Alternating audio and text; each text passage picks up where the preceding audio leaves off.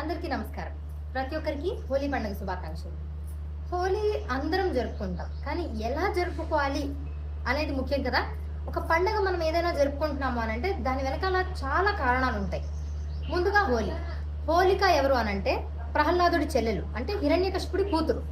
హిరణ్యకశిపుడు ప్రహ్లాదుడికి వైరం ఉండేది, ఎందుకంటే ప్రహ్లాదుడు విష్ణుమూర్తిని నమ్మేవాడు. హిరణ్యకశిపుడేమో నన్నే పూజించు అని అనేవాడు. అప్పుడు హిరణ్యకశిపుడు హోలిక కలిసి ప్రహ్లాదుని మంటల్లో తోసేయాలి అనే ఒక వ్యూహాన్ని రచిస్తారు. హోలికకు మంట నుంచి ఎటువంటి హాని కలిగేది కాదు. అందుకే హోలిక ప్రహ్లాదుని తీసుకెళ్లి మంటల్లో విడుస్తుంది. కానీ అతడు విష్ణు భక్తుడు అయినందువలన విష్ణుమూర్తి ప్రహ్లాదుని కాపాడుతాడు. హోలిక అదే మంటల్లో చనిపోతుంది. అందుకే ప్రతిసారి హోలీ ముందు రోజు హోలికా దహనాన్ని చేస్తారు. అదేవిధంగా బృందావనంలో కృష్ణుడు గోపికలందరితో కలిసి హోలీ ఆడేవాడట. కానీ ఇప్పుడు మనం చూస్తే జనాలందరూ పోగేసుకొని విపరీతమైన రంగులు, నీళ్లు ఎలా పడితే అలా ఆడుతూ చూస్తుంటాం.